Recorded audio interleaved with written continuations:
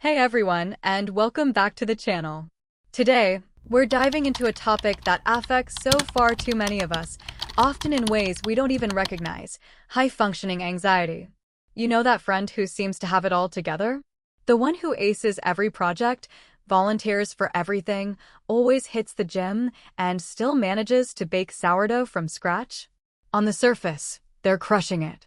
But what if I told you that beneath that polished exterior, there's often a silent, relentless battle being fought? That's high-functioning anxiety, and it's a superpower and a burden all at once. Today, we're going to break down what it is, how it manifests, and most importantly, how to manage it. So grab a cup of tea, get comfy, and let's get started. Let's jump into our first point. High-functioning anxiety isn't about being unable to function, it's about over-functioning to cope with internal anxiety. Many people associate anxiety with paralysis, with being unable to leave the house or constantly panicking. And while that's certainly a valid manifestation of anxiety, high-functioning anxiety is different. It's like having a high-octane engine constantly running in your brain, pushing you to do more, achieve more, be more, all in an attempt to outrun or control that underlying feeling of unease. It's not about being unproductive, it's about being overly productive, often at a significant personal cost. Let me tell you about Maya. From the outside, Maya was the epitome of success. Straight-A student, president of 3 clubs, volunteered at the animal shelter, and had a part-time job. She was always the first to submit assignments, often going above and beyond the requirements. Her presentations were flawless, her notes immaculate. Everyone admired her drive and her seemingly endless energy. But what no one saw was Maya's internal world. She rarely slept more than 5 hours a night. Her brain was a constant whirlwind of to-do lists, worst-case scenarios, and self-criticism. Every accomplishment was immediately overshadowed by the next looming deadline. She'd rehearse conversations in her head for hours, convinced she'd say the wrong thing. Her perfection was less about a love for excellence and more about a desperate need to avoid failure, to control every variable, and to quiet the gnawing fear that she wasn't good enough. The moment she sat still, the anxiety would rush in, so she just kept moving. Maya's story highlights a crucial lesson. If you or someone you know is constantly achieving, constantly busy, constantly striving for perfection, ask yourself, what's the motivation behind it? Is it genuine passion and healthy ambition, or is it a frantic attempt to outrun an internal critic, to prove worth, or to avoid discomfort? This isn't about shaming achievement, but about understanding its roots. If your busyness is driven by a deep-seated fear of what might happen if you stop, that's a key indicator of high-functioning anxiety at play. The first step to managing it is recognizing this pattern. Moving on to our second crucial point. It often manifests as perfectionism, people-pleasing, and difficulty delegating. Because the anxiety is so focused on avoiding perceived failure or negative outcomes, it often funnels into specific behavioral patterns. Every task must be flawless because anything less feels like failure. Saying yes to everything, even when you're overwhelmed, because you fear disappointing others or being perceived negatively. And a deep-seated belief that no one else can do it as well as you can, or that relinquishing control will lead to disaster. These aren't just personality quirks, they're coping mechanisms for anxiety. Consider Mark, a mid-level manager at a tech company. Mark was the first one in the office, the last one to leave. He'd painstakingly review every report, redo presentations his team had already started, and personally respond to every customer email, even when his team could handle it. He never took sick days, rarely took vacations, and constantly offered to help colleagues with their workloads. His colleagues admired his dedication, but they also noticed he seemed perpetually stressed. His team felt disempowered because he rarely trusted them with significant tasks.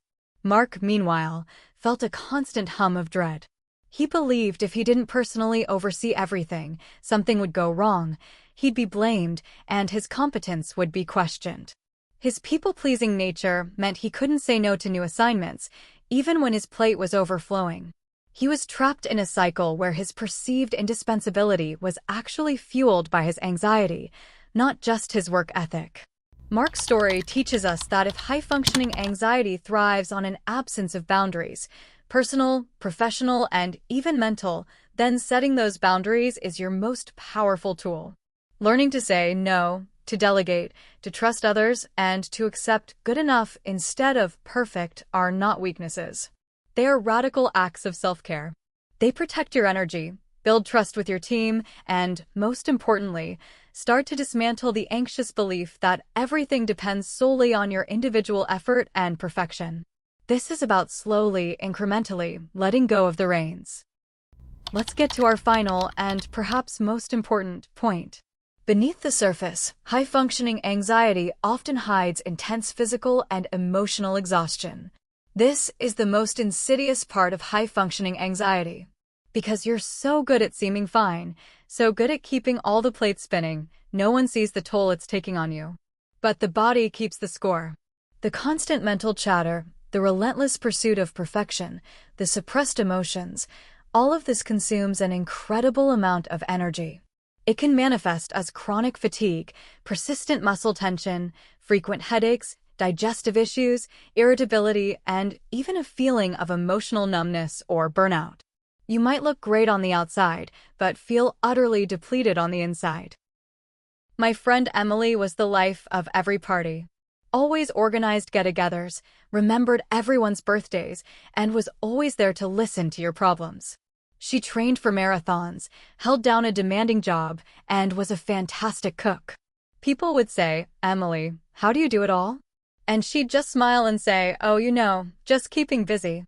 But privately, Emily was unraveling. She suffered from chronic migraines that no doctor could explain. She'd spend entire weekends recovering from her packed social schedule, lying in bed, feeling too exhausted to move, but too guilty to admit it. She'd often cry silently in the shower, overwhelmed by the pressure to maintain her always-on persona. She felt like she couldn't show weakness, couldn't say she was tired, because then everyone would see the cracks in her perfect facade. Her body was screaming for rest, but her anxiety was demanding she keep pushing. Emily's story is a stark reminder: you cannot pour from an empty cup indefinitely. The most crucial lesson for anyone with high-functioning anxiety is to radically shift your priorities from relentless productivity to genuine rest and self-compassion. This means scheduling downtime, not as a reward for productivity, but as a non-negotiable part of your well-being. It means allowing you to not be perfect, to make mistakes, and to rest without guilt. It means challenging the anxious voice that tells you your worth is tied to your output. Therapy, mindfulness practices, setting strict off times for work, and openly communicating your needs to trusted individuals can be transformative. It's about learning to be kind to yourself, even when your inner critic is screaming otherwise. So, if you've resonated with any of these points today, please know that you are not alone. High-functioning anxiety is a real and often isolating struggle, but it is manageable. The journey starts with awareness, then moves to intentional action, recognizing your why, setting healthy boundaries, and prioritizing rest and self-compassion. If this video spoke to you, please hit that like button, subscribe for more content on mental well-being, and share it with someone who might need to hear this message. And I'd love to hear your experiences in the comments below. How does high-functioning anxiety show up for you? What strategies have you found helpful? Remember, your worth is not measured by your productivity. You are enough, just as you are. Take care of yourselves, and I'll see you in the next video.